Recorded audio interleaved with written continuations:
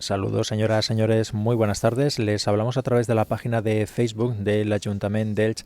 Pasado mañana, el día 21, es el Día Mundial del Alzheimer y la asociación AFAE está realizando diferentes actividades durante estos días. Aquí en el Centro de Congresos, hace unos minutos, en una anterior conexión, ya les hemos ofrecido la conferencia titulada Manejo diagnóstico actual de la enfermedad de Alzheimer, marcadores biológicos y su valor en la práctica clínica. Y ahora, en estos próximos minutos, vamos a escuchar la conferencia La incapacitación judicial, pero en primer lugar escuchamos también a la presidenta de AFAE, Marisa Moreno.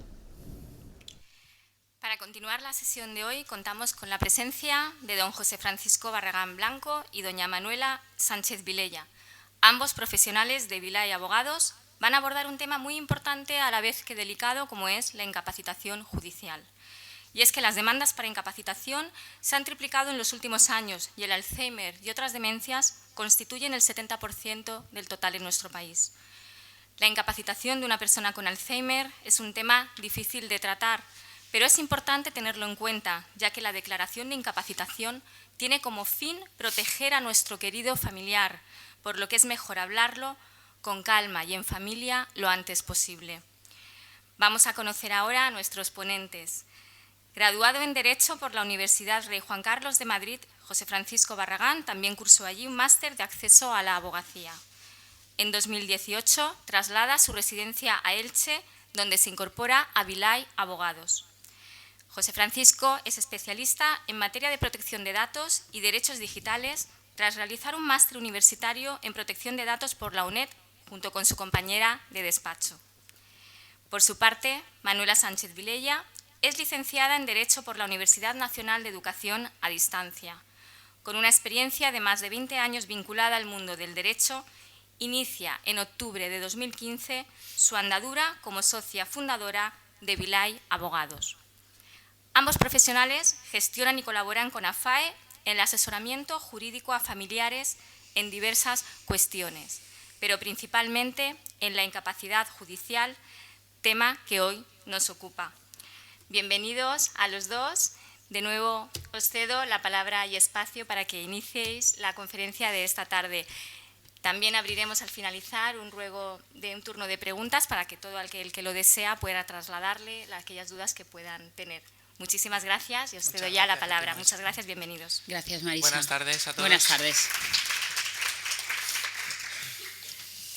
Bueno, en primer lugar, agradecer a AFAE, por supuesto, la oportunidad que nos ha brindado para estar esta tarde aquí con todos ustedes y poder, aportar nuestro granito de arena. Vamos a intentar utilizar un lenguaje poco jurídico y más, más llano para que cualquiera de ustedes lo pueda entender de una forma sencilla.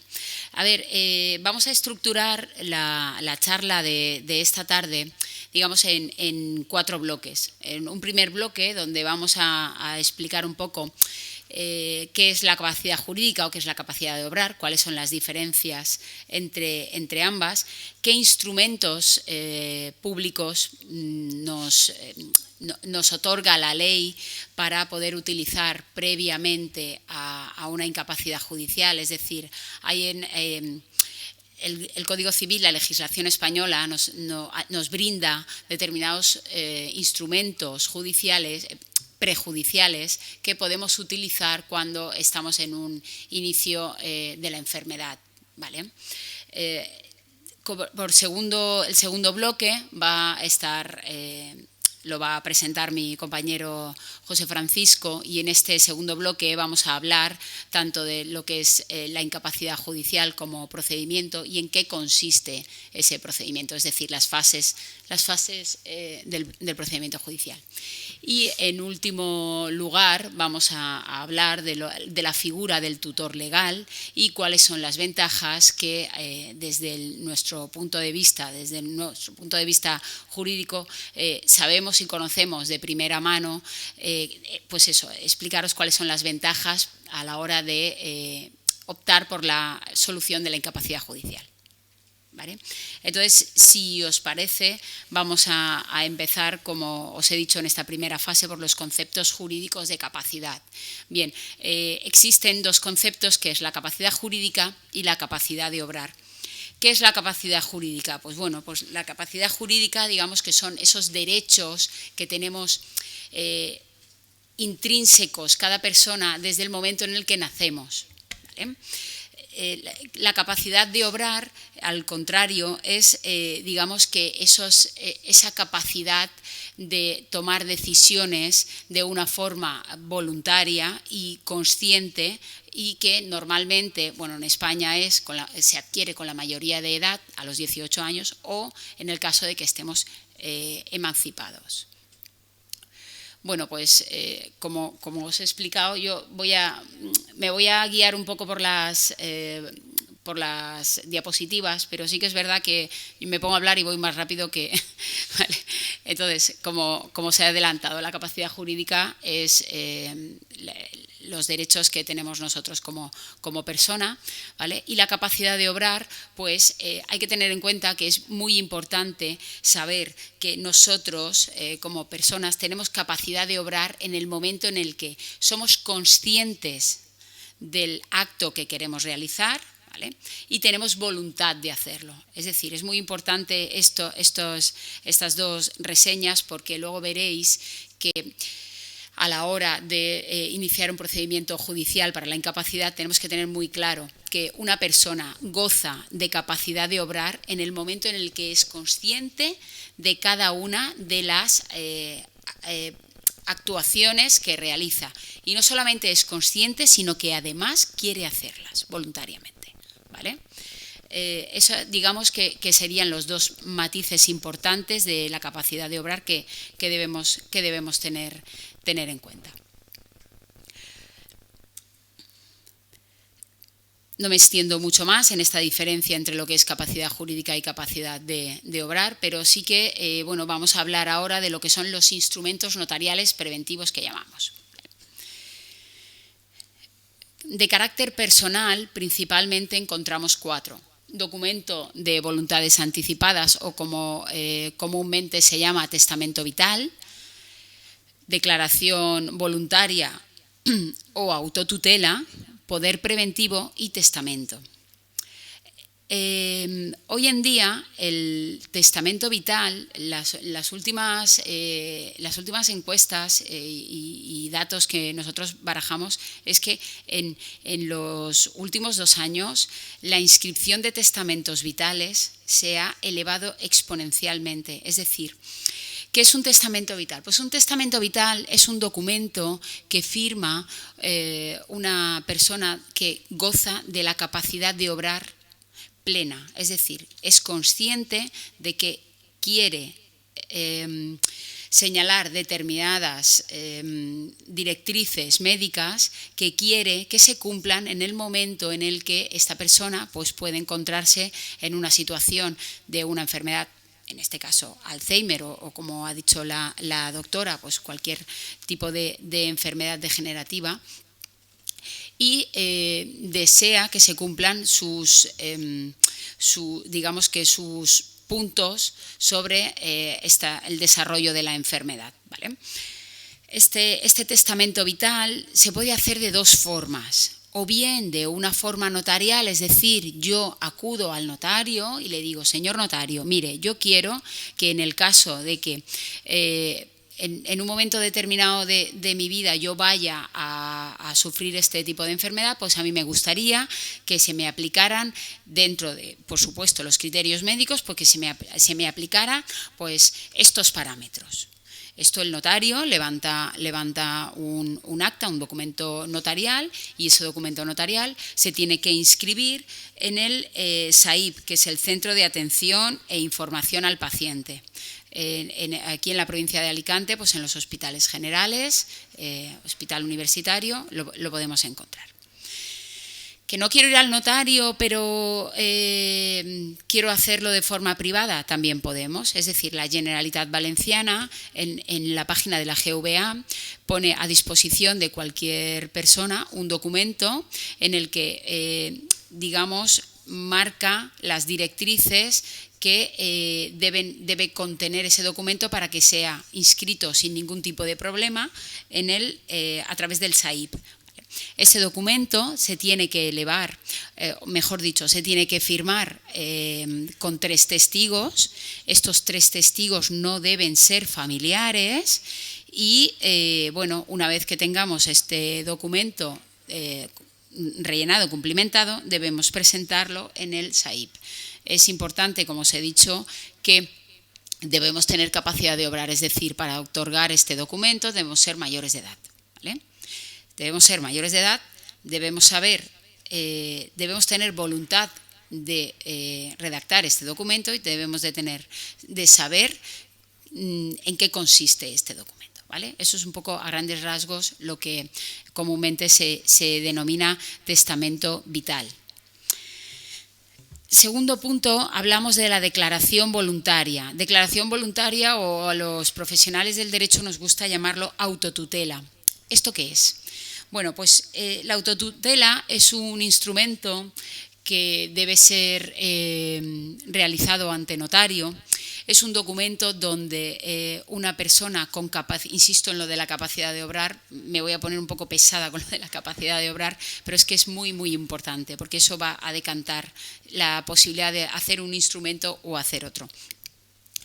La autotutela es una opción en la que una persona que reúne su capacidad de obrar íntegra acude a un notario y en el insisto en que necesariamente se tiene que hacer a través de documento o instrumento notarial y en el que se indica quién indica qué o quiénes quiere que sean los tutores en el momento en el que esta persona sea necesaria su incapacidad judicial. Es decir, yo, Manuela Sánchez, voy a un notario y digo, señor notario, yo quiero a partir de hoy que en el momento en el que yo me encuentre en una situación en la que tenga que ser declarado o incapacitado, mejor más que declarado, incapacitado judicialmente, que mi tutor sea don José Francisco Barragán. Y además, en ese documento yo voy a indicar, digamos, qué quiero que pase con mis bienes. Es decir, yo diré que don José Francisco Barragán, como tutor, pues pueda utilizar mi casa de la playa para alquilarla y con ese alquiler poder pagar en el caso que yo necesite una asistencia médica domiciliaria, por ejemplo. O sea, todo esto es un instrumento que no se utiliza mucho, pero que debería utilizarse más. Es decir, porque luego a la hora de...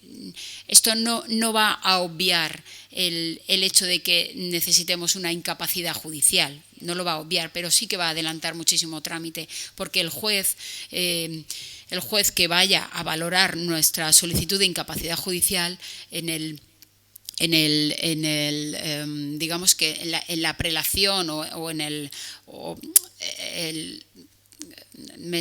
siento, me sale la palabra prelación, va a tomar como determinante primero el tutor que el presunto o presunto incapaz haya nombrado, ¿vale? Es decir, antes del cónyuge, antes de los hijos, va a tener un rango superior la persona que nosotros hayamos nombrado en esta autotutela, ¿vale? Insisto, es un documento notarial importante y además recomendable, ¿vale? El otro documento, hablamos de un poder preventivo. El poder preventivo me gusta, pero menos. ¿Por qué? Porque hemos detectado que este poder preventivo nos ha podido en algún momento causar algún problema, más que ventaja. ¿Por qué? Os explico. Yo puedo otorgar un poder preventivo, un poder general a una persona, que puede ser mi hijo, mi marido, o cualquier otra persona que goce de mi confianza 100%, y yo con este poder incluso le puedo decir que a pesar de que yo en un momento determinado me puedan incapacitar, él sigue gozando de esa potestad para pues para lo que yo haya determinado en este poder. Normalmente pues es pues, la libre disposición de los bienes, tal. ¿Qué pasa? Pues que en un momento determinado, si es tu marido o es tu esposa, es difícil que vaya a hacer un mal uso de ese poder, pero también es posible que nos encontremos con que yo ese poder lo he otorgado pongo el ejemplo a don José Francisco Barragán, y en un momento determinado don José Francisco Barragán se pueda encontrar en una situación en la que necesite pues la financiación o algún tipo de solvencia y puede hacer un mal uso de ese poder. Ese poder, en principio, no va a poder ser revocado, salvo que a mí me incapaciten y el tutor que sea nombrado judicialmente, que sea distinto de la persona a la que le otorga un poder general, pida esa revocación, ¿vale? Parece algo que sea poco probable, pero os puedo asegurar que es más común de lo que nos gustaría, ¿vale? Y luego, bueno, pues el testamento. Un testamento evidentemente no va a tener una prevención con respecto a la enfermedad, pero si, por ejemplo, ahora existe la posibilidad de desheredar a algún hijo que no haya tenido, no se haya ocupado de los padres, o incluso haya tenido algún episodio de violencia, o en fin, que también desgraciadamente es más habitual de lo que parece, pues bueno, ese hijo que ha sido desheredado, pues evidentemente no podrá oponerse o tendrá muy poca virtualidad de cara a un juez para oponerse a un nombramiento de un tutor de otro hermano, por ejemplo, ¿vale? Sobre todo el testamento, sobre todo sería en ese caso. Con respecto a los instrumentos notariales preventivos de carácter patrimonial, pues bueno, pues estamos principalmente con la donación y la venta con reserva de usufructo. Los otros dos documentos, un contrato vitalicio y un contrato de renta vitalicia, son muy poco, están en desuso, prácticamente no se utilizan y son más factibles, una donación inter vivos, es decir, si yo únicamente tengo bueno, aunque tenga más de un bien, puedo fácilmente realizar una donación inter vivos, es decir, me desprendo de mi patrimonio para no tener la necesidad de, una vez que esté incapacitado judicialmente, tener que pedir una autorización para poder vender ese patrimonio que hoy necesito, ¿vale? Lo que se hace es, pues se utiliza el instrumento de la donación inter vivos. El documento que a mí quizá más me gusta, pues quizá sea una venta con reserva de usufructo, es decir, yo puedo vender vender porque necesito liquidez para utilizarla en los tratamientos médicos que vaya a precisar, o incluso sí, principalmente para que vaya a precisar para tratamientos médicos, pero me reservo el usufructo, es decir, yo vivo en mi casa hasta que fallezca o hasta que yo solicite que se extinga ese usufructo, porque voy a residir a partir de ahora en una residencia. Salvo que yo haya fallecido, evidentemente, que es cuando se extingue el usufructo, o salvo que yo diga, pues bueno, ahora ya no puedo residir en mi vivienda yo solo, sino que tengo necesariamente que irme a vivir a una residencia, pues será en ese momento en el que yo solicite la extinción de ese usufructo, pero me he capitalizado, es decir, he obtenido liquidez con esa venta de ese inmueble, ¿vale? Yo, a nivel personal y profesional, el instrumento que más me gusta es el de la venta con una reserva de usufructo, ¿vale? Contrato vitalicio y contrato de renta, no voy a entrar en ellos porque, como se ha adelantado, son unos instrumentos en los que están en desuso y que no vamos en principio no recomiendo que se utilicen, ¿vale? Y ahora, bueno, vamos a entrar un poquito más de lleno en el tema de la incapacidad judicial, y ahora sí que le traslado la palabra a mi compañero José Francisco. Bueno, muchas gracias a mi compañera. Y buenas tardes a todos. Vamos a empezar un poco después de esta parte un poquito más teórica para introducir a lo que es el procedimiento en sí, para que un poco conozcan cómo funciona, cómo se trabaja en este tipo de procedimientos y sobre todo para que ustedes sepan el por qué existe este procedimiento y para qué, ¿vale? Es verdad que nosotros entendemos cuando hablamos con ustedes o cuando nos preguntan algún tipo de dudas sobre este procedimiento, todos al principio le da como mucho miedo hablar de esto porque es un procedimiento que asusta, porque al final nos estamos metiendo en sede judicial y parece que estamos haciéndole el mal a nuestro familiar enfermo. Parece que tenemos la sensación de que vamos a quitarle derechos y todo lo contrario. Lo que vamos a hacer es que pueda seguir ejercitando esos derechos, pero ya no por él mismo, sino por un tercero que va a colocarse en la situación de él para que la capacidad de obrar, como ha explicado mi compañera, pueda seguir desplegando esos derechos, ¿de acuerdo? Entonces siempre tenemos que tener ese pensamiento de que este procedimiento es para el bien y no para el mal, aunque parezca que nos vamos a meter a nuestro familiar en un juicio y realmente no es así, ¿de acuerdo? Entonces el procedimiento de revisión de la capacidad tiene como fin la protección y la seguridad, ¿vale?, de acuerdo, de las personas con capacidad de obra reducida y no sustrae en ningún momento ningún bien, ningún derecho de esa persona. Al revés, lo que hacemos es que se sigan utilizando y que se pueda ejercitar esos derechos, pero mediante otra persona, ¿de acuerdo? Vamos a qué personas son susceptibles de ver limitada su capacidad, lo que hablaba antes la doctora, pues un poco nosotros en este caso nos vamos al tercer punto, a personas con deterioro cognitivo grave, pero realmente este procedimiento se puede utilizar para otro tipo de casos, ¿vale? Con enfermedad mental grave, que no tiene por qué ser el Alzheimer, pueden ser otras enfermedades, o con personas con discapacidad, ¿vale? Entonces, pero bueno, nos centramos en el deterioro cognitivo grave.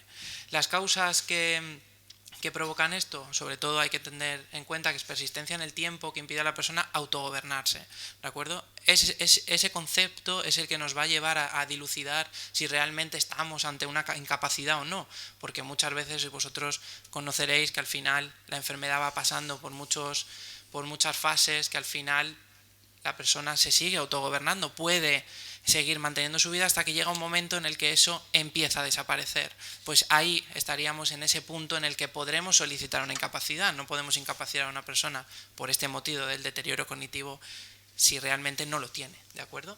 Entonces nos vamos a quedar sobre todo con lo de la capacidad de autogobierno. Por tanto, no todas las personas con enfermedad mental y con discapacidad en deterioro cognitivo son susceptibles de esto. Hay que tenerlo muy en cuenta porque mucha gente se mete en este procedimiento y la persona todavía está en condiciones de poder seguir con su vida normal. El problema en ese momento lo que hay que intentar es los instrumentos notariales que hemos hablado anteriormente. Es poder decir con anterioridad y anteponernos a la situación para cuando llegue el momento no entrar en la incapacidad, ¿vale? Pero bueno, que estas situaciones son difíciles de decidir en un momento, es complicado. ¿De acuerdo? Entonces, los tipos que hay de incapacidad judicial, tenemos dos: la reducción total de la capacidad de obrar, que en este caso estamos hablando de que el autogobierno de esa persona ha desaparecido por completo, ¿vale? Por lo tanto, no se autogobierna en ningún momento, en ningún aspecto de su vida, ¿de acuerdo? Igual, no significa la pérdida de derechos, sino que se ejercen a través de otra persona y el objetivo es la protección personal y patrimonial. Ojo que siempre nos vamos al momento de la protección patrimonial, pero también personal. Nosotros tenemos derechos personales que se tienen que seguir desplegando y no solo nos vamos a pensar en el dinero, en vender bienes o no. Es que al final esa persona puede seguir ejercitando derechos personales. Por lo tanto también es importante, ¿vale? Porque todos nos vamos a la incapacidad, queremos incapacitar, que aunque nos parezca mentira, se intenta incapacitar a una persona para robar sus bienes y aprovecharse de esos bienes, aunque a todos nos parezca como algo que se nos va de las manos, pero es que pasa y nosotros desafortunadamente vemos ese tipo de casos. Entonces hay que tener en cuenta eso, ¿vale? Entonces la institución que asume esta responsabilidad cuando la reducción de la capacidad de obrar es total es el tutor, ¿de acuerdo? Que luego hablaremos de él, ¿vale? Luego tenemos la reducción parcial. En este caso hay aspectos de la vida de esta persona que no se puede autogobernar, pero otros sí. Entonces, a lo mejor sí tiene decisión para poder decir si quiere o no quiere someterse a un tratamiento médico, ir al médico, vivir en una casa, vivir con un hijo, vivir con el otro. O sea, puede decidir ese tipo de cosas, pero por ejemplo no puede decidir realmente porque ya está perdiendo la capacidad de contabilidad, de saber si un bien cuesta una cosa o cuesta otra, autogobernarse en el tema económico, que es verdad que hay muchas fases en esta enfermedad que pierden ese concepto del dinero, que ya no saben lo que vale y les da por sacar todo el dinero y comprar un montón de cosas. Entonces es como, bueno, pues ese momento se reduce la capacidad de obrar en ese punto y el curador, que en este caso no es tutor, sino que se llama curador, solo le gobernará en este tipo de situaciones, ¿de acuerdo? Vamos al procedimiento como tal. Esa era la introducción un poquito y vamos a ver cómo funciona, qué es lo que tenemos que hacer como familiares de un enfermo que queremos o pensamos que estamos en ese punto, ¿de acuerdo? Esto es lo que dice la ley, más o menos el concepto. El procedimiento de incapacidad pretende que no declaren incapaces a aquellas personas con capacidad de obrar y que se determine con las máximas garantías, ¿vale? Lo que hablábamos antes, al final es un procedimiento que lo que hacemos es cuidar que esta persona siga desplegando sus derechos, pero siempre con las máximas garantías, que no venga, vamos a incapacitar, pues te incapacito, pues ahora no, pues ahora sí. Claro, intentar evitar ese tipo de cosas y que sea un juez y un fiscal, en este caso, el que decida si estamos o no ante un caso de incapacidad, ¿de acuerdo? El Código Civil lo regula en el artículo 199 y dice que nadie puede ser declarado incapaz sino por sentencia judicial en virtud de las causas establecidas en la ley, ¿vale? Es un concepto que lo deja un poco abierto porque luego es la jurisprudencia, sobre todo el uso de los jueces en el juzgado, lo que va diciendo de cómo se va regulando esas garantías y además que no todos los casos son iguales. Por lo tanto, no pueden establecer unas pautas concretas porque cada enfermedad en cada persona puede desplegarse de cualquier manera. ¿De acuerdo? Bueno, ¿qué requisitos necesitamos para iniciar el procedimiento? Esto sí que lo tenemos que tener en cuenta nosotros antes de empezar este procedimiento. Que se justifique la medida, que esto se justifica con el médico, con el neurólogo, que es el que hace el informe, el que realmente dice si estamos o no ante una enfermedad o deterioro cognitivo grave. Que sea duradero en el tiempo, es decir, no me vale con unas pérdidas de memoria de un par de días, una semana, un mes, porque tiene que ser una cosa que ya llevemos un tiempo para cerciorar que realmente estamos ante una pérdida de memoria, en este caso real, ¿vale? Y como consecuencia de ello que la persona padezca una enfermedad mental grave y duradera y que no pueda organizar su vida. Volvemos otra vez al concepto de antes de autogobierno, ¿de acuerdo? ¿Cómo se hace? Pues solo se puede solicitar por vía judicial. En este caso no tenemos ni vía notarial, ni los abogados tenemos potestad para firmar nada, etc. Esto solo se hace por vía judicial, ¿de acuerdo? Y existen las dos partes que existen en un procedimiento judicial, un demandado y un demandante. Al principio nos suena como muy fuerte decir, yo voy a demandar a mi familiar. Pues sí, le vamos a demandar. Realmente es una demanda que se insta hacia esa persona y le colocamos en la posición del demandado. Aunque suene así, que parece que estos son conceptos que se utilizan en abogacía de uno contra otro, porque realmente es eso, en este caso se igualan, ¿de acuerdo? Aunque se llaman igual, pero estamos en un procedimiento que van los dos cogidos de la mano, ¿de acuerdo? Siempre interviene el Ministerio Fiscal. Esto es como los procedimientos que hay menores, por ejemplo, que siempre interviene este ente jurídico que lo que hace es garantizar nuestros derechos, que todo el procedimiento se esté llevando acorde a derecho, o sea que el fiscal va a ir de la mano del enfermo, ¿vale? Va a estar en esa posición, en la parte del demandado, ¿de acuerdo? Y la demanda se presenta en el juzgado de primera instancia, que eso, bueno, pues eso simplemente es sobre todo del lugar donde reside el enfermo, ¿de acuerdo? Porque nos ha pasado casos que a lo mejor es como el enfermo vive aquí en Elche, pero tiene hijos que viven en Castellón, por ejemplo, y ponen la demanda en Castellón. No, la demanda se pondría aquí, donde vive el enfermo, ¿de acuerdo? Vamos allá. ¿Quién puede iniciar el procedimiento? Pues el presunto incapaz, lo que hablábamos antes, que estamos en un momento anterior en el que él, por su mismo pie, dice, oiga, yo quiero iniciar esto porque dentro de poco sé que no me voy a poder autogobernar, por lo tanto lo inicio yo porque quiero que al final mi tutor sea X. Lo que hablaba antes Manuela de la autotutela, más o menos están de la mano, pero en vez de hacerlo por un lado lo hacemos por el otro vía judicial. Al final es, en vez del poder preventivo, pues lo hacemos con la incapacidad judicial, pero lo inicia el presunto incapaz, ¿de acuerdo? Estas cosas suelen pasar poco porque ninguno suele decidir que quiero incapacitarme, es difícil, ¿vale? Cuando nosotros llegamos a decir vamos a incapacitar es porque el enfermo ya está en una situación ya avanzada, ¿de acuerdo? El cónyuge que se encuentre en situación de hecho asimilable, descendientes, ascendientes, los hermanos del presunto, y puede ser cualquier persona aparte de todos ellos. ¿Por qué? Porque al final hay personas que viven solas, que no tienen familia y que al final esas personas también se pueden poner enfermas. ¿Quién puede iniciar ese procedimiento? Los asistentes sociales, su enfermera del médico, su médico o incluso el Ministerio Fiscal. Si alguien lo pone en conocimiento de esa persona que no tiene familia, no tiene a nadie, el Ministerio Fiscal puede iniciar ese procedimiento en ese caso. ¿Esas cosas suelen pasar? Sí, pero menos, porque al final nadie se va a meter en un procedimiento así, directamente a esa persona se le interna en un centro y tiramos para adelante. Suele pasar, pero bueno, que esta situación también ocurre.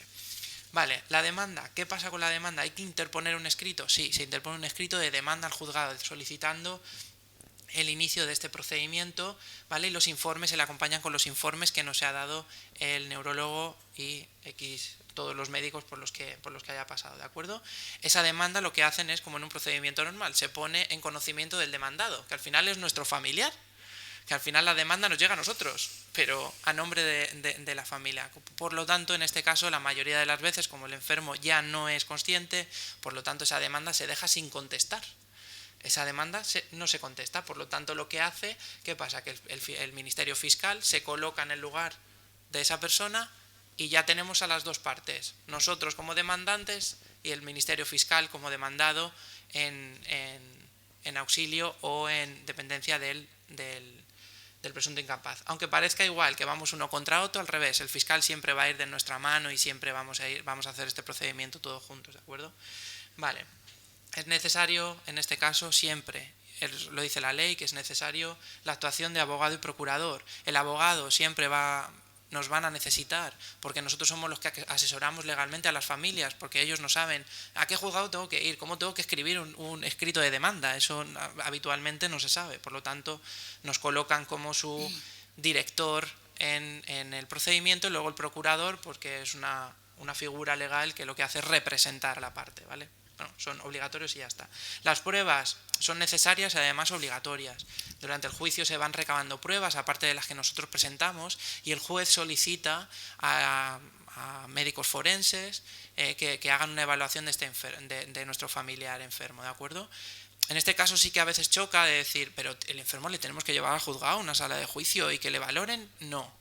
La mayoría de las veces no. Lo que hace el juez con el fiscal y con el doctor, en el caso de este nombrado, van a la casa del presunto incapaz y lo que hacen es pues hacerle preguntas de en qué año vives, ese tipo de preguntas básicas que ellos van a ir viendo, esos test que ellos utilizan para saber en qué grado de incapacidad está y por lo tanto, bueno, ellos también ven el entorno familiar, hacen preguntas a los familiares sí les pueden requerir que vaya al juzgado, evidentemente, pero bueno, hacen un estudio no solo del enfermo y de las personas que viven, sino de su entorno habitual, y esto es imprescindible, porque lo que decíamos antes, que este procedimiento se utiliza para engañar y para sacarle el dinero o para cualquier tipo de acto delictivo, en este caso, que utilizamos, pues bueno, para financiarme yo y para, bueno, pues que parece mentira que pase, pero pasa de verdad. Por lo tanto, es una garantía, ¿vale? El dictamen del médico forense, por lo tanto, es lo que hablábamos, y peritajes en caso de que exista algún tipo de enfermedad o lesión o cualquier cosa que es necesario que ellos digan que se realice, ¿de acuerdo? Y luego la sentencia. Después de todo este procedimiento vamos a la sentencia, que realmente es lo que nos interesa. ¿Qué es lo que dice la sentencia? Si la incapacitación va a ser total o parcial, ¿vale? Porque a nosotros a lo mejor intentamos una incapacitación judicial total, pero el juez y el fiscal establecen, o los médicos establecen, que realmente hay derechos que puede seguir ejerciendo, como es votar. A lo mejor le pueden decir que él puede seguir votando porque tiene capacidad para poder votar. Votar siempre es un derecho personalísimo y por lo tanto, si se le quita, ese derecho sí que no lo va a poder ejercer otra persona, porque eso evidentemente entra dentro de nuestros derechos personalísimos, ¿vale? Pero bueno, se le puede permitir todavía votar porque puede decidir si quiere o no. Entonces, como esos, hay otros en concreto. La extensión y límites de la incapacitación, es decir, qué puede, qué no puede hacer y qué es lo que hace el tutor y qué no.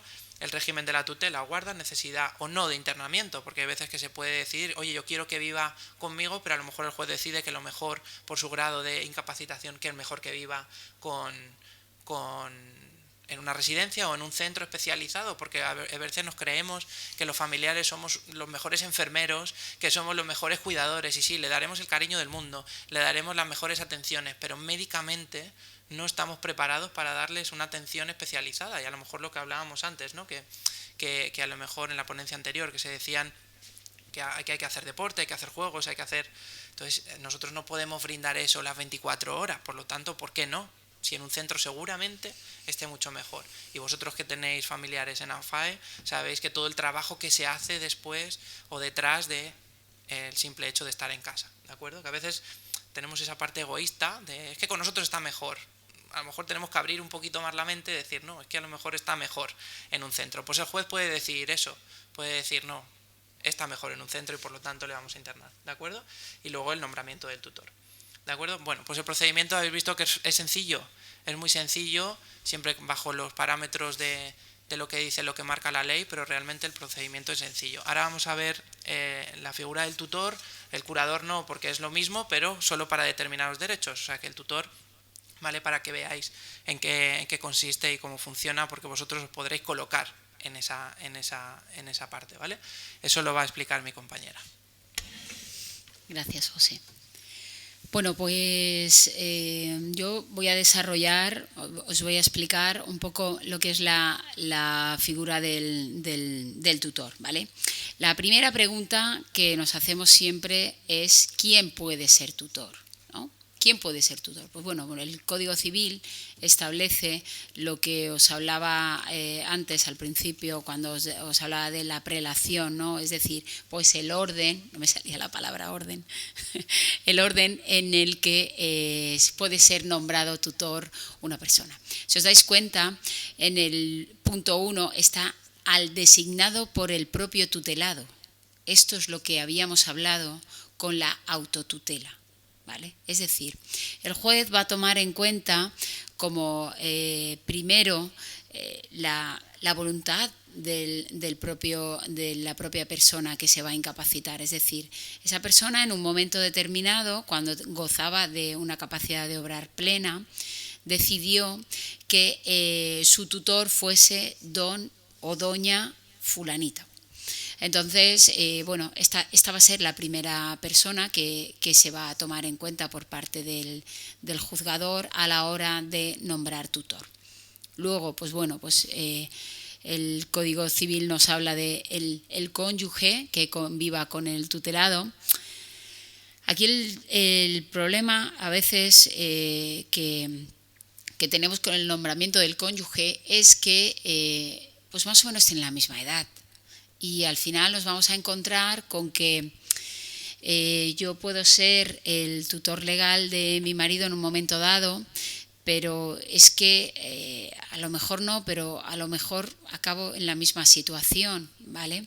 Y bueno, pues a pesar de que el Código Civil nos hable de este orden, lo normal es que sean los hijos, ¿vale? O sea, al final, si os dais cuenta, aparece como en quinto lugar al descendiente o ascendiente o hermano que designe el juez, aunque el Código Civil, es que tenéis que tener en cuenta que el Código Civil data de 1889, entonces hay muchos artículos del Código Civil que no se corresponden con la... Pues bueno, pues con la actualidad, ¿vale? Con la sociedad de hoy. Lo normal es que sea un hijo, ¿vale? Cuando hay varios hijos, ahí es donde tenemos el problema. Somos 3 hijos y ¿por qué tú y no yo? ¿Por qué tú siempre estás con papá o con mamá, pero claro, es que tú al final te llevas 5 euros al final del día, pues para llevártelos tú me lo llevo yo, y aquí es donde realmente se inicia el conflicto a la hora del nombramiento del tutor. Como os ha explicado José, lo que es el procedimiento judicial de incapacidad es un procedimiento bastante sencillo, siempre y cuando no nos encontremos con ¿por qué eres tu tutor y no yo? Cuando nos encontramos con esa cuestión es donde empieza el problema. Por eso os avisaba, os decía al principio que el instrumento de la autotutela es un instrumento que nos va a ahorrar muchos problemas en el futuro, ¿vale? Es decir, si yo empiezo a ver que voy a tener problemas y que en mi ámbito familiar, mis hijos, pues van a generarse conflicto, pues es mejor que deje cuál es mi voluntad ahora para evitarle conflictos a mis hijos, evitar que se alargue un procedimiento, incluso un año, para poder incapacitar a una persona. Porque ese año en la vida de una persona que sufre una enfermedad degenerativa pues puede ser muy importante, ¿vale? Lo que os adelantaba. ¿Y si existe oposición por algún familiar? ¿Vale? Es decir, ¿qué pasa si el hermano menor no quiere que el hermano mayor sea el tutor? Pues bueno, tendrá que personarse en el procedimiento. Por eso la ley regula la obligación de que este tipo de procedimiento se haga a través de un letrado, de un abogado. ¿Por qué? Pues bueno, hay muchas veces en los que es un trámite bastante sencillo porque o no hay oposición para el nombramiento del tutor o el presunto incapaz ya ha nombrado a la persona que quiere designar como tutor, con lo cual pues es un trámite bastante sencillo que en unos 2-3 meses podemos tenerlo resuelto. Y si no, pues es donde realmente la figura del letrado pues va a tener un papel más determinante. ¿Por qué? Pues porque al final tenemos que defender la posición del que consideramos con los medios probatorios que tenemos que puede ser la persona que mejor va a desempeñar el cargo del tutor, ¿vale? Nosotros como abogados podemos defender a esa persona que consideramos que puede utilizar o puede ser la persona que mejor vaya a utilizar esos, esas poderes que te otorga el ser tutor, pero también es verdad que luego eso se va a ver en un acto de vista donde el Ministerio Fiscal y Juez pues someterán a esa persona a todas las preguntas y a todas las pruebas que consideren necesarias para ver si realmente esa persona tiene la capacidad para ser tutor o no, ¿vale? ¿A qué está obligado el tutor? La gran pregunta que nos hemos encontrado muchas veces en estas reuniones que tenemos en AFAE. Nos preguntan muchas veces, Manuela, José, ¿realmente a qué me obliga a mí el ser el tutor? ¿Me obliga a estar con esta persona mañana, tarde y noche? No. ¿A qué nos obliga? Bueno, pues nos obliga a que evidentemente tenemos la obligación de procurarle alimentos, tenemos la obligación de procurarle que tenga cubiertas todas sus necesidades. ¿Tiene que ser a través nuestro? Pues a veces sí y a veces no. Es decir, si tenemos la posibilidad, lo normal es que la persona que se haya nombrado tutor, pues sea la persona que esté más cercana al enfermo, pero también puede ser, y se nos ha dado el caso de que sea una persona que, por ejemplo, vive en California. O sea, vive en California, pero es la tutora de su madre. ¿Por qué? Pues porque desde California puede gestionar todo su patrimonio para que esta señora que sufre su enfermedad pues pueda tener cubiertas todas sus necesidades de asistentes, necesidades médicas, todo esto, ¿vale? Y una parte muy, muy, muy importante, y es que se tiene que justificar anualmente en el juzgado ante el juez qué ha hecho o cómo ha utilizado los bienes del incapacitado para asegurar que tenga todas sus necesidades cubiertas, ¿vale? Tendrá que presentar lo que se llama una auditoría de cuentas. Pues tendrá que justificar que todos los meses tiene una partida que destina a alimentación, a médicos, a fisios, a todo lo que necesite, ¿vale? Esa sí que es una obligación del tutor el presentar esa justificación de cuentas, o anualmente o incluso a veces semestralmente, ¿vale? Eso va en función del caso concreto y es el juez o el Ministerio Fiscal el que interesa que esa rendición de cuentas o justificación de cuentas se haga anual o semestralmente, ¿vale? ¿Puede el tutor hacer lo que quiera? No. El tutor, cada vez que tenga que hacer una disposición de bienes del incapacitado, tiene que solicitar una autorización judicial. ¿Una autorización judicial para qué? Pues como pone en esta lista, pues por supuesto para un internamiento, es decir, tiene que solicitar una autorización para internar al incapacitado. También para enajenar o gravar los bienes, es decir, si yo necesito liquidez para procurarle una residencia y tengo que hipotecar la vivienda del incapaz, tengo que solicitar una autorización. Si la quiero vender, tengo que solicitar tengo que solicitar una autorización. Incluso ceder en arrendamiento, es decir, volvemos a lo mismo, si necesito liquidez y tengo que arrendar propiedades para poder hacer frente a los gastos, tengo que solicitar una autorización, salvo que el incapacitado lo haya dejado escrito en ese documento de autotutela que, insisto, en que os va a adelantar mucho trabajo, ¿vale? Las ventajas. Bueno, aquí viene un poco la parte más peliaguda, es decir, como vi la entrevista que hicisteis en Teleelch ayer, en que decíais que la gente no veía el procedimiento judicial como no veía las ventajas, sino que veía los inconvenientes, y yo suscribo las palabras que dijisteis vosotras. Son ventajas. ¿Por qué? Porque esa persona, lo que nosotros estamos haciendo es velar por esos derechos de esa persona, ¿vale?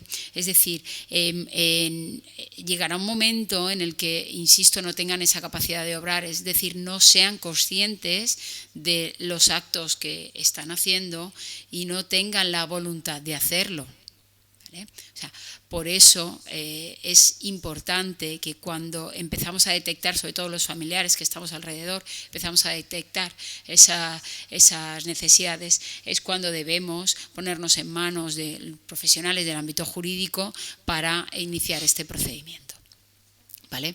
Os podría poner ejemplos, pero pues os he puesto el típico de los padres, uno de ellos fallece la madre, queda el padre, son 3 hijos, empiezan las peleas de los hijos, es que tú te quedas con él y te llevas 5 euros, que utilizas en vez de para comprar, para tal, y empiezan las peleas.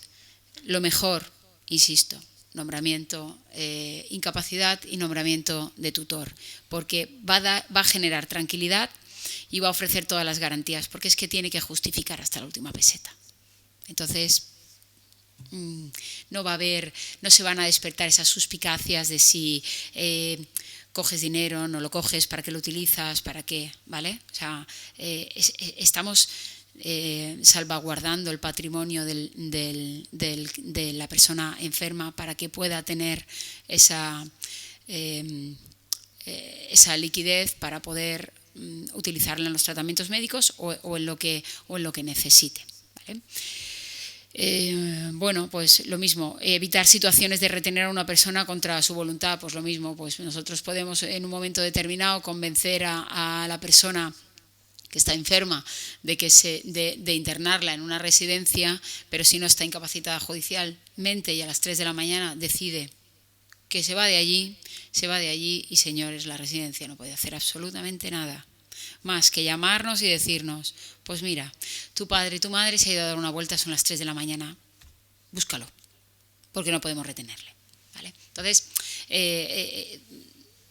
considero que son os he puesto 3 ejemplos muy claros, muy habituales y que podemos prevenir con este procedimiento de incapacidad judicial.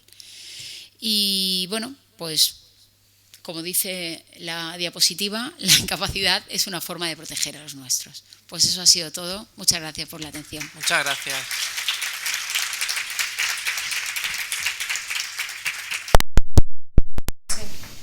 ¿Alguien tiene alguna pregunta?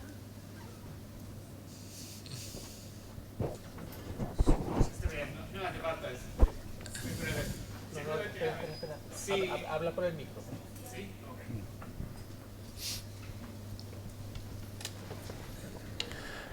Termina la conferencia, la ponencia y se inicia el turno de preguntas. Vamos a escucharlas. Por ejemplo, la anciana y los hijos, ¿cuánto tiempo puede tardar un proceso así? Porque con los caros hay bastantes demoras.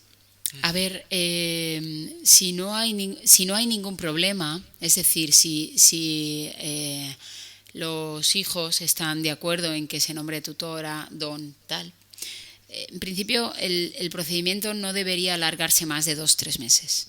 Es cierto que, como ha dicho Marisa al principio de la presentación, las demandas que se presentan en el juzgado solicitando una incapacidad, o sea, han crecido exponencialmente. En Elche, antes únicamente estaba el juzgado de primera instancia número 5 y ahora se ha sumado el 6. ¿Vale? O sea, primera instancia 5 y 6 comparten la resolución de los procedimientos de incapacidad. ¿Por qué? Porque se estaban demorando en el tiempo más de lo necesario.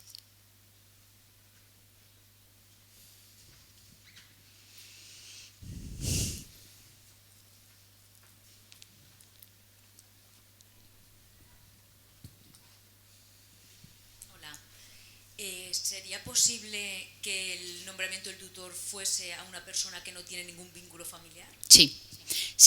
De hecho, la Generalitat Valenciana tiene una unidad de personas especializadas que pueden asumir esa tutela, es decir, o sea, o bien organizaciones o bien personas privadas que puedan asumir esa tutela. Si hubiera una relación de afinidad, un amigo. Si hubiese un amigo, sino un amigo de otra sí, persona. perfectamente, podría ser. Lo normal es que pues lo que hemos puesto antes, es decir, el orden o la prelación de los requisitos que marca el Código Civil. Pero puede ser que los hijos no quieran, que digan, mira, yo no tengo relación con mi padre, no quiero saber nada, no tal. Y bueno, pues haya alguien que lo ha estado cuidando, que tenga, pues que haya generado ahí un vínculo de amistad o de cariño y que pueda ser nombrado tutor perfectamente. Eso pasa mucho con los cuidadores. Con los cuidadores de los propios enfermos, cuando les contratan para estar en casa, llevan muchos años con ellos y al final acaban siendo tutores. Puede pasar, sí. Y no tienen ningún tipo de vínculo ni familiar, ni simplemente, pues bueno, al final se convierten en familia de otra manera, ¿no? Sí. Agradeceros toda la información tan importante que nos habéis dado. Vamos a ver, cuando tienes ya las voluntades anticipadas, las declaraciones voluntarias pueden estar incluidas en esas voluntades anticipadas o tienen que ir paralelas, porque tú haces voluntades anticipadas y de forma consciente dices todo lo que quieres que se haga cuando en un momento tú no puedes decidirlo. Entonces esas declaraciones voluntarias tienen que ser paralelas o yo las puedo incluir una vez que yo hago mis voluntades anticipadas. ¿Te refieres al testamento vital? Al testamento vital, voluntades anticipadas al testamento vital. ¿Puedo incluirlas o tienen que ser paralelas? Es decir, yo hago un testamento vital, pero aparte unas declaraciones voluntarias después, aparte, cuando ahí también designo, por ejemplo, a mi tutor. No, la designación de tutor necesariamente tiene que ser con un instrumento notarial. La autotutela debe ser necesariamente con instrumento notarial. Las anticipadas pueden ser también antes sí. ahí y pueden ser con notarios. Sí. Con lo que la diferencia creo que es Con notario no tiene que haber testigos. Eso es, también. eso es. Entonces, cuando haces las declaraciones voluntarias, que ahí sí designas a tu tutor, Sí. esas pueden ser tenidas en cuenta a la hora de una incapacidad judicial cuando tú lo haces todavía consciente, Sí. aunque estás diagnosticado de una enfermedad, pero en una fase en la que tú aún no eres autónomo. Sí. Puede tenerse en cuenta cuando Se tiene en ya cuenta. se Se tiene en cuenta. Sí. Es decir, fíjate que al principio hemos dicho, mira, si te das cuenta, para el nombramiento del tutor se preferirá como punto número 1 el designado por el propio tutelado. ¿Vale? Entonces, el juez lo primero que va a tomar en cuenta es que el incapacitado, en un momento determinado donde era consciente todavía, aunque estuviese en la enfermedad, en una fase inicial, ¿vale?, pero decidió que era esa persona. Evidentemente esa persona tendrá que comparecer ante el juez, ante el Ministerio Fiscal, y luego ellos valorarán si realmente esta persona va a reunir los requisitos de garantía que necesita el incapacitado en ese momento. ¿Vale? ¿El tutor solamente tiene que ser una persona o puede ser una tutela compartida, por ejemplo, entre dos hermanos que estén de acuerdo con la línea a seguir para el tratamiento, para administrar bienes y para todo? Puede ser que si ellos están de acuerdo y los ponen ante el juez, dos hermanos o dos personas distintas puedan ser los dos tutores de la misma persona. Sí, pueden hacerlo. Sí, pueden hacerlo, porque además lo que hablábamos antes de la sentencia, en este procedimiento, es verdad que la ley deja como bastante libertad a que el juez y el fiscal puedan elegir lo mejor para el incapaz. Y es verdad que ellos pueden valorar que solo una persona, manteniendo la carga que a lo mejor puede llevarle a fisioterapia o darle de comer, dormir, Claro, los familiares también tienen una vida laboral y una vida familiar, por lo tanto eso se tiene que valorar. Cargar a lo mejor a una persona cuando realmente están de acuerdo en que se compartan esas obligaciones que todos sabemos que son complicadas, pues evidentemente sí, claro, se puede hacer. Incluso también lo pueden hacer un ente jurídico. Si le dan potestad a una personalidad jurídica, a una empresa para que le lleve, imagínate a los familiares, evidentemente para el juez es mucho mejor, porque sabe que va a estar mucho mejor atendido y las decisiones se van a tomar siempre entre ellos dos y de acuerdo con ellos, que eso también, beneficia. Y de todas formas, también por apuntar también que muchas veces para no generar desconfianza entre los hermanos se utiliza la tutela mancomunada porque si vamos al banco y sacamos 5 euros, vamos los dos y no hay problema. ¿Vale? Entonces muchas veces cuando se puede empezar a generar esa desconfianza, pues para evitar...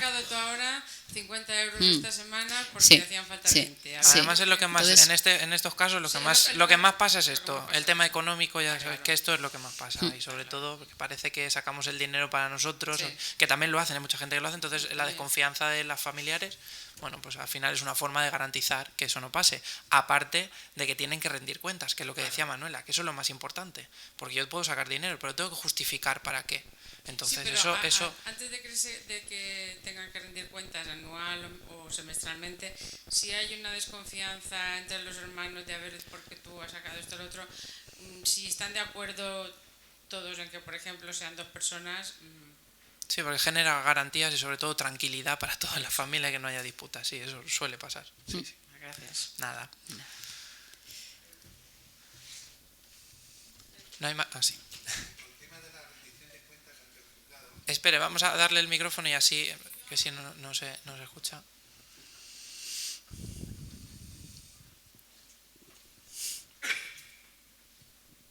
Hace aproximadamente 11 años fui nombrado tutor de mi madre y pasé por el juzgado. Allí tanto al cónyuge, a mi padre, como a mis dos otros hermanos, nos hicieron pasar individualmente primero. Después en grupo estuvieron comentando la situación, en que todos coincidían en depositar en mí la tutoría para mi madre. A partir de ahí me hicieron salir de la reunión, se quedaron mi padre y los otros dos hermanos con el juez y el fiscal y los abogados, y después entré ya y dijeron que iba a ser el tutorio Y respecto al tema de rendición de cuentas, que es lo que quería comentaros, en los 4 años siguientes yo no tuve que hacer ninguna rendición de cuentas. O sea, ponía que era obligatorio hacerla y tal, pero vamos, en principio no me pidieron ni nada, no hubo ningún problema.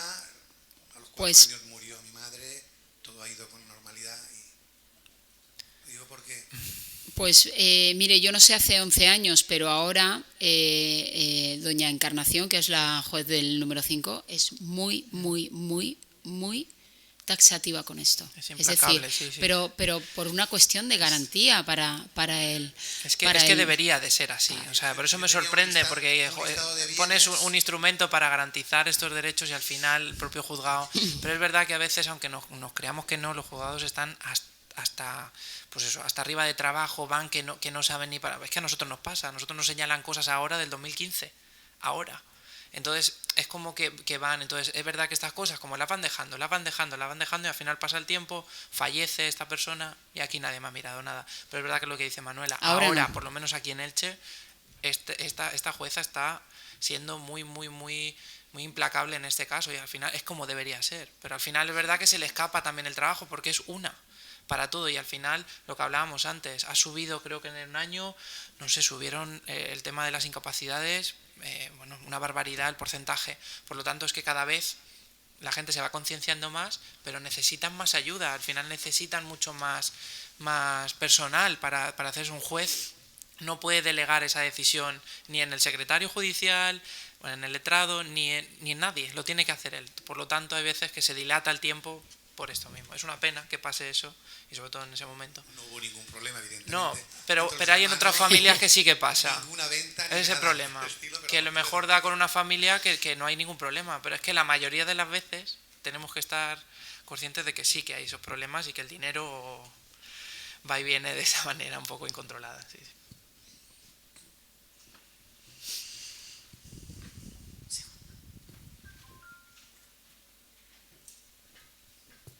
Hola, buenas tardes. Gracias Hola. por toda la información. Nada, una duda rápida respecto a lo que estáis comentando. A la hora de presentar las facturas, ¿habría que presentar facturas de todo? No sé, supermercados, productos de limpieza. A ver, no es necesario, si nos hemos gastado 2,50 euros en Mimosín, no es necesario, ¿no? Pero sí que es verdad, más o menos, establecer, a ver...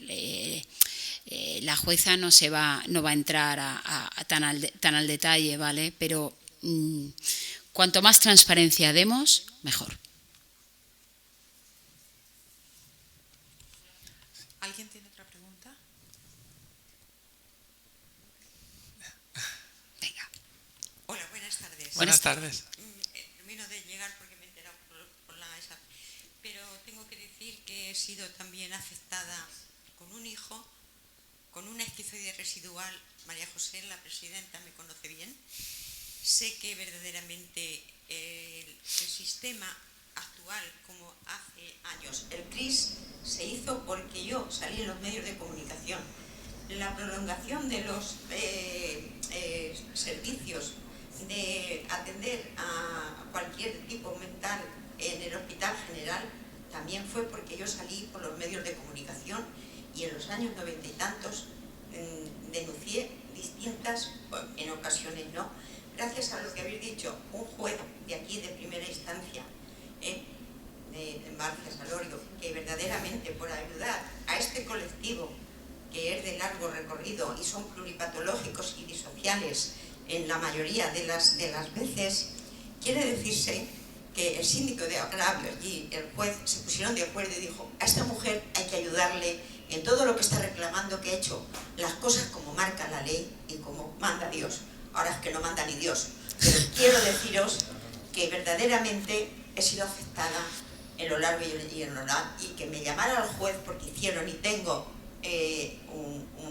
un recurso de todo lo que hay en la Comunidad Valenciana para esta clase de enfermos, y mi hijo tuvo que ser atendido de largo porque son enfermos de tener de media y larga estancia ingresados. No, sí lo incapacité para poder darle el tratamiento adecuado y denuncié, estaba a punto de irse a la mili, era el último de los que tenían que hacer la mili de los últimos. Exactamente. Y entonces ya le digo, estos casos verdaderamente estuvo 3 largos años y luego sin poder y sin haber hecho nada, porque era una ONG andando, y estar después de 3 largos años en él, no se lo querían ingresar ni al juez, y el juez dijo que al que no se hiciera cargo del ingreso iba a la cárcel aquella noche. Y luego he tenido la mala suerte, y bien lo sabe María José y los que me conocen, con 29 años, por una brutalidad policial, me lo mataron. Y no he tenido la posibilidad de tener justicia alguna en la audiencia provincial. Pero hace ahora muy poco tiempo me presenté en la 3ª planta en la Fiscalía General del Estado y le dije en las condiciones que son. Porque no solamente, mira, yo tengo polio desde los 6 meses, mi marido lo tengo operado de Parkinson hace ya 22 años con el cerebro electrónico, o sea que tengo el máster de todas las desgracias neurodegenerativas y conductuales y de tal que puede haber.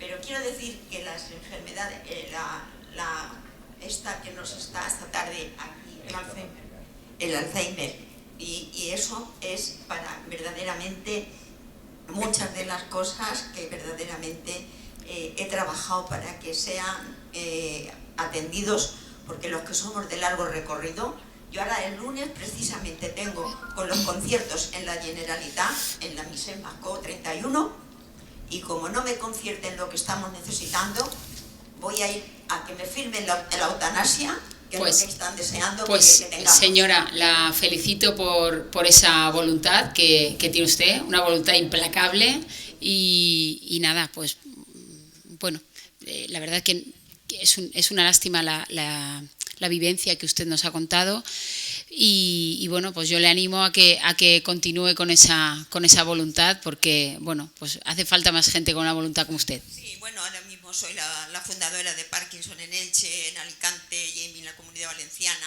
la delegada de Sense Barreras en enfermedades raras, y aglutinado en enfermos también así, tanto mentales como alzheimericos y con Parkinson ahí en la Tetrel, pero verdaderamente voy a seguir luchando, y soy la única que verdaderamente, aunque nos habéis visto los dos cómo hemos llegado con un medio scooter, nos llegamos al mismo establecimiento y despacho de donde, y el fiscal dijo, hay que poner a esta señora y que ponga, y me ha puesto a orden de la Fiscalía Provincial, y que lo que necesitara que fuese concedido. Pues le insisto en darle la enhorabuena. Y se lo agradecemos, por supuesto, su labor. Es que los que somos ya afectados de dichos enfermedades de estas de largo recorrido y pluripatológicas, tendríamos que tener un consenso para poder luchar, porque se aprovecha hoy en día el mundo de la sanidad, está muy descafeinado con enfermedades de estas de largo recorrido. Pues nada, muchísimas gracias por su intervención. Gracias. Gracias a todos. ¿Hay alguna pregunta más? ¿No? Pues nada, damos nuestro agradecimiento por habernos escuchado, por estar aquí, por colaborar con AFAE, y nada, nos tienen aquí para lo que ustedes necesiten, y que sepan que estamos también para ayudarles, para asesorarles y para todo lo que ustedes necesiten, ¿de acuerdo? Muchas gracias por todo. Gracias. Bien, pues fantástica esta segunda conferencia, la incapacitación judicial, a cargo de Manuela Sánchez Vilella y José Francisco Barragán de Vilae Abogados, los dos profesionales del derecho que han tomado la palabra durante estos últimos minutos. Se lo hemos trasladado en directo a través de la página de Facebook del Ayuntamiento de Elche, anteriormente en una anterior conexión que les invitamos a que puedan también recuperar. Les ofrecíamos la conferencia Manejo diagnóstico actual de la enfermedad de Alzheimer, marcadores biológicos y su valor en la práctica clínica. La ponente en este caso ha sido María José Sáenz, neuróloga, y les invitamos a que puedan recuperar esa conferencia que también les ofrecíamos en esta página de Facebook del Ayuntamiento. Todos los que tenemos un familiar con Alzheimer, la verdad es que en algún momento del proceso de la enfermedad nos vemos abocados a tratar este tema, Y agradecer también que lo hayáis explicado en un lenguaje sencillo, yo creo que para todos, y de verdad que ha sido de muy especial interés. Muchísimas gracias.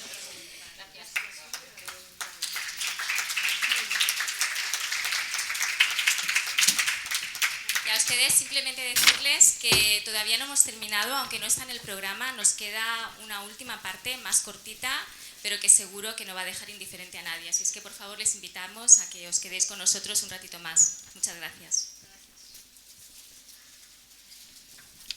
Bien, acaba esta segunda conferencia, como decimos. Queda una tercera parte en toda esta jornada que se está desarrollando durante esta tarde en el Centro de Congresos. Vamos a hacer una pausa y enseguida vamos a regresar para ofrecerles lo que queda muy interesante todavía en esta tarde con motivo del día 21 de septiembre de 2019, Día Mundial de Alzheimer.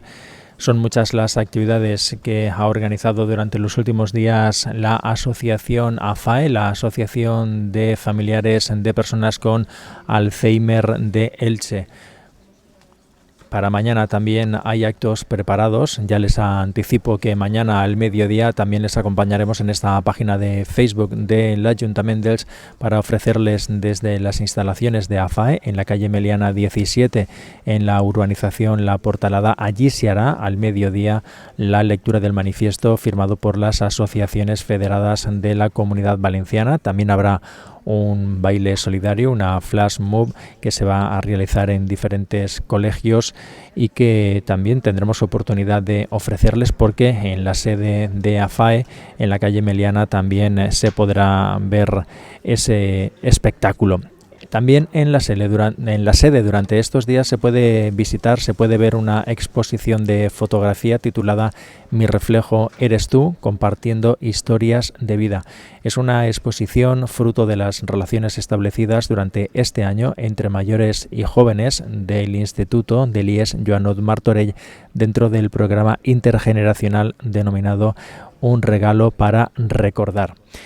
Vemos que se preparan las personas que van a intervenir en esta tercera y última parte de esta tarde con la presidenta de AFAE, también la psicóloga María José Jiménez, y escucharemos a uno de los usuarios de AFAE, a Manuel, con alguna otra sorpresa que tenemos preparada, y vamos a darle paso en primer lugar a Marisa.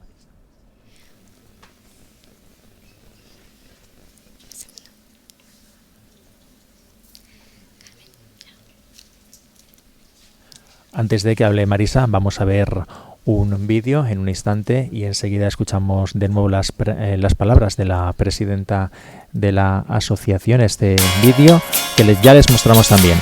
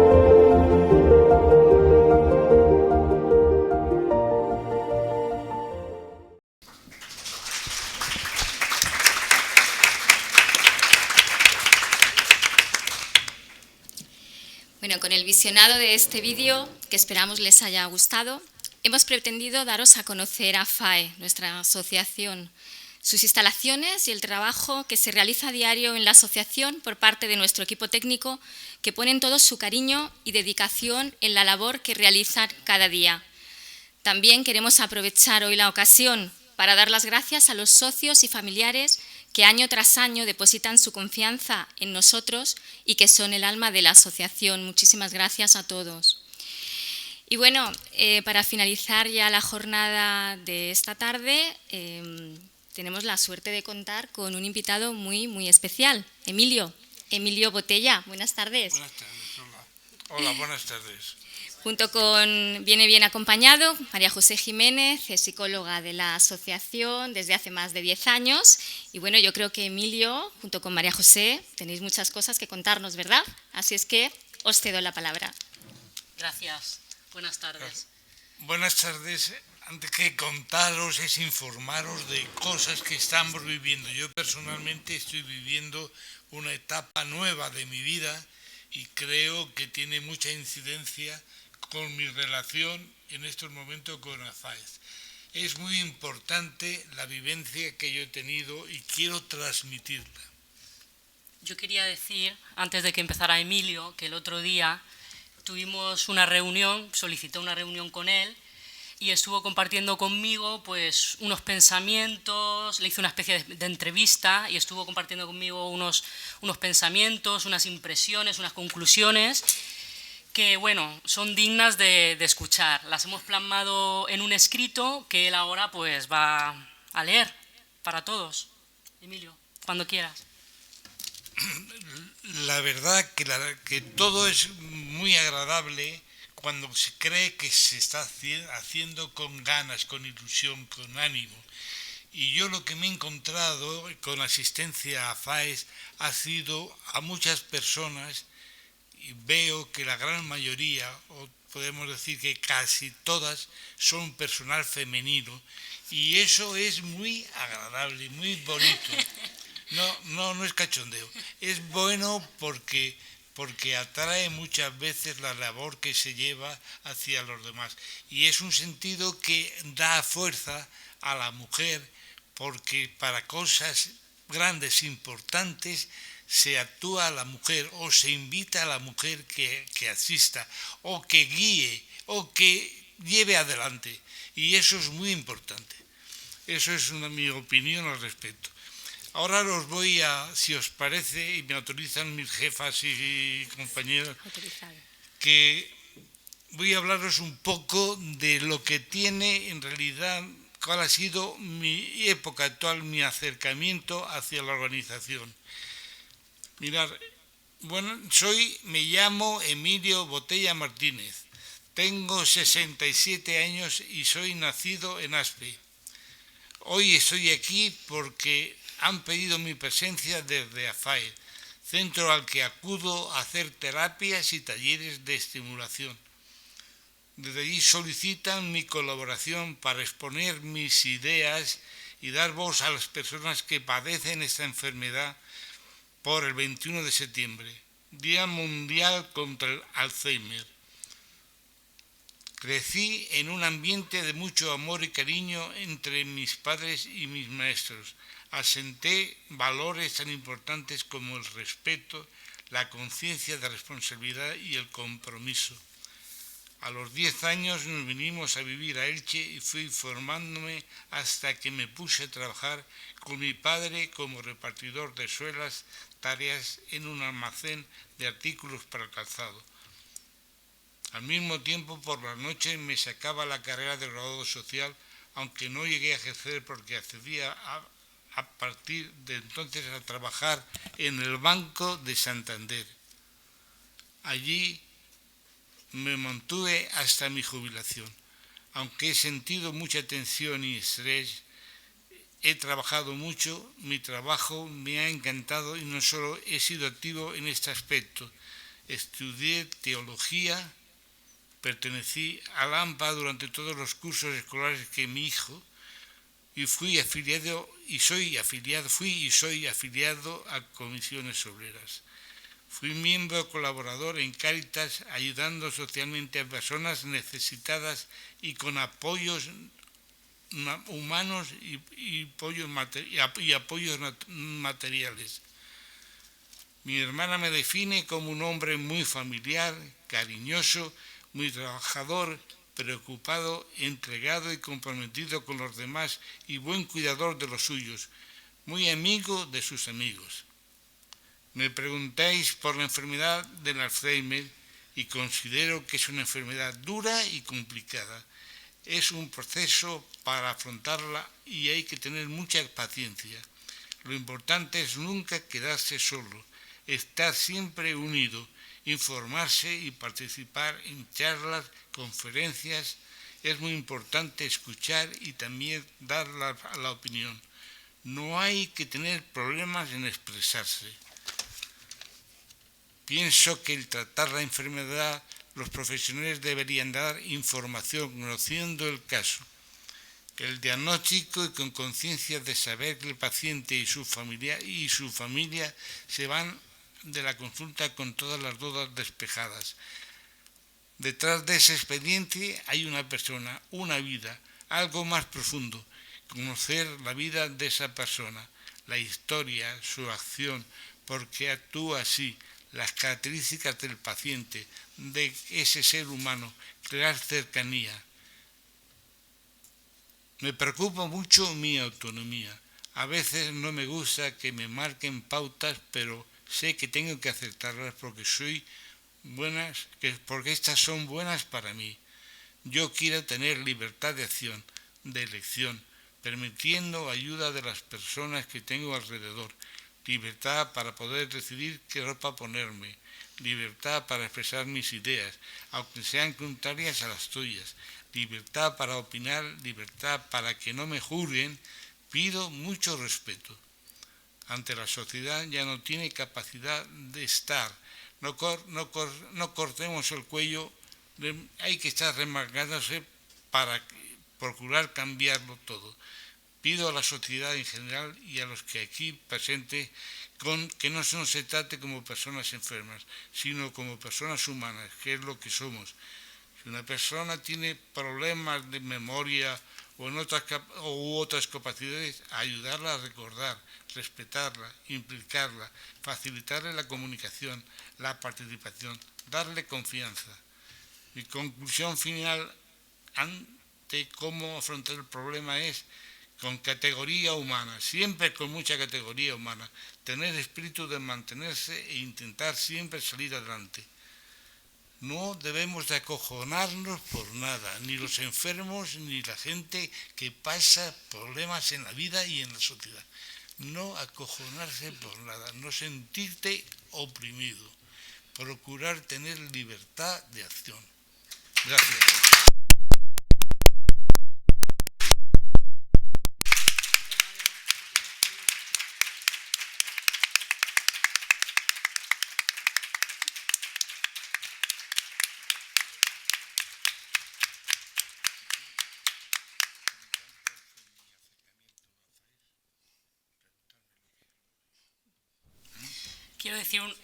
Quiero darte las gracias, Emilio, muchas gracias por compartir con nosotros estas impresionantes palabras. No puedo decir nada que no hayas dicho tú con esa calidad humana. Sí que me gustaría decir dos cosas para finalizar. Una es que hoy es un día importante porque es importante que estén los profesionales aquí para darnos información y asesoramiento a las personas implicadas y a los familiares. Pero más importante aún es que en este lado de la mesa estén las personas implicadas para dar su voz, porque son los protagonistas principales. Y que todos tenemos que tomar conciencia y tenemos que tener en cuenta estas aportaciones que nos ha ofrecido Emilio y tomarlas con la mayor alegría posible para ponerlas en práctica. Y luego decir también que tomo de tu escrito, Emilio, de todas tus palabras, 3 expresiones que me han gustado mucho y que creo que son muy importantes, y las voy a decir por orden en el proceso. Yo creo que categoría humana, expresarse y, como has dicho al final, no acojonarse por nada. Con lo que significa eso, porque creo que todos hemos entendido la expresión acojonarse. Creo que ha quedado bastante claro. Y es la verdad. Un gran problema de la sociedad muchas veces actualmente, y siempre ha ocurrido, que es asustarse porque yo no puedo, no sé, no puedo, no tengo lugar a expresarme, ¿no? Lo haré mejor o peor. Lo podré decir alguna frase que no es correcta, técnicamente o normal, o en el castellano no está admitida. Pero no debo de agobiarme, debo de mantener siempre mis expresiones. Y cuando tengo tensiones de espíritu, de alma, cuando no sé por dónde tirar, siempre procurar el apoyo, la ayuda de los demás. Y esto es una de las cosas que yo quisiera más o menos manifestar. En el centro, que yo acudí al centro porque mi hermana me insistió, yo no me tenía interés, yo no estoy loco, yo esas cosas no me sirven para nada, no quiero por eso. Ha sido una cercanía buenísima, porque sobre todo he encontrado mucha gente de mucha categoría humana. Y una de las cosas que la gran mayoría de toda esta gente, o la mayoría, son personas femeninas. Y la verdad, se ha enaltecido mucho más la figura femenina hacia mí. Yo veo que tiene unas características que los machotes no tienen, y que es muy importante, que eso se manifieste y que la sociedad lo acepte y lo transmita diciendo es así. Las mujeres tienen capacidades que son acogedoras, tienen capacidad de actuación, de recoger, de ayudar, y sobre todo hacer todo con el fin de que los demás vayan para bien. Y eso es un gran honor para la sociedad, aunque no se haga público o no se manifieste. Gracias.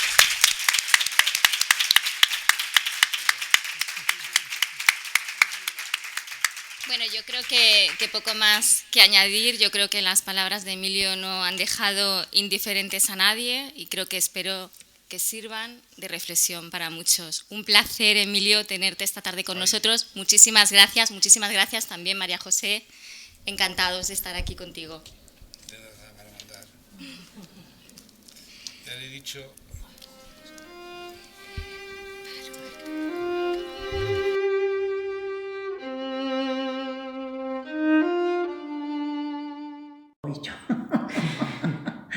¿Cómo soy? Es que no sé cómo contestaros, sinceramente, porque ¿qué podía decir? Que me destacaría en que me gusta ayudar a mi gente, o que me gusta bailar, me gusta pasear, no sé qué deciros más. Me meto en la cocina, pero no soy muy cocinera. Allí me meto porque me tengo más remedio que meterme en la cocina. No sé qué deciros más, chiquillas. No sé, que sean como yo, que no sean hipócritas, que no sean falsas, que como vosotros decís, que te miren, te estén hablando y te miren a la cara y digas tú, pues me parece que lo que me están diciendo es verdad, que no me están engañando. Yo qué sé, es que como a mí no me gusta engañar, esa es la verdad, pues me gusta también que me hablen con sinceridad, esa es la verdad. Esa me gusta, no me mientan, no me hace absolutamente ninguna gracia. Porque a mí no me gusta ni mentir, ni eso, sino tengo que decir una cosa, la digo, y si no, si les queda mal, lo siento. Gracias, ¿verdad? Otro. No vaya a obligarla por esto o por lo demás. Pueden hacer lo que quieran, siempre y cuando no falte el respeto a nadie. Me falta el respeto y hemos cagado.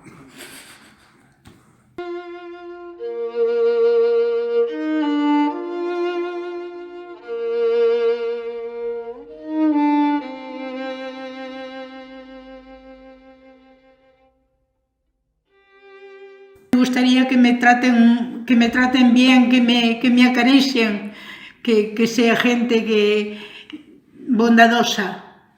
Eso me gusta. Una persona agradable, que no soy violento y además estoy siempre alegre. ¿Algo más? Sí, una unión entre las personas y en fin, y tener un trato cordial, un trato bastante de estos buenos. Eso es lo que más valoro yo en las personas. Me gusta que me traten con cariño, que me traten mal, que me traten con violencia, que sea gente que se divierta deteriorando a los demás y todo eso es lo que no me gusta. No me gusta que se rían de la gente. Me llamo Jorge Humberto Jaramillo Galvis. Soy locutor, periodista hace muchos años. He trabajado con las emisoras, con RCN, Cadena Nacional y Caracol Radio. Y como en ese medio se respeta tanto la persona humana, asimismo yo exijo que para mí sea lo mismo, con mucho respeto, con mucho cariño y con mucho amor. Yo no soy un niño. He trabajado muchos años en la alfombra imperial de Crevillente. He criado a mis hijos con mucho cariño. Me gusta que me hablen con educación. Me gusta dejar hablar y que me escuchen. No tengo prisa, dejarme hablar con calma. Respeto. Calma. La educación por delante. Paciencia. Amor. Soy Rosa y he trabajado mucho. No me grite que no estoy sorda.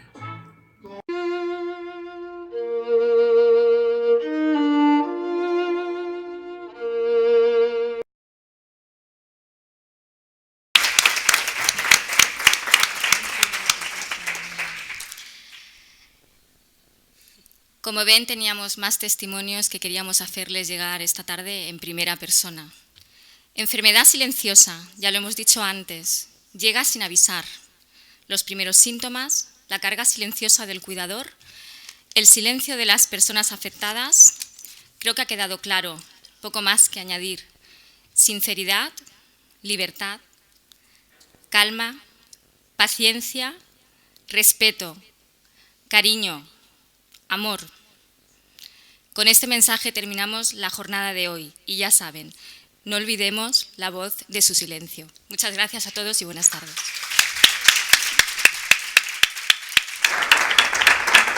Pues así, con estas palabras de Marisa Moreno, la presidenta de AFAE, concluye esta jornada que les hemos ofrecido en directo desde el Centro de Congresos en la página de Facebook del Ayuntamiento de Elche. Mañana viernes, como decíamos anteriormente, a partir de las 12 del mediodía, les volveremos a acompañar en esta misma página de Facebook desde la sede de AFAE en la calle Meliana número 17. Allí, mañana al mediodía, se hará la lectura del manifiesto firmado por las asociaciones federadas de la Comunidad Valenciana. Todos estos actos que se están desarrollando durante estos días con motivo del Día Mundial del Alzheimer, que se conmemora este 21 de septiembre.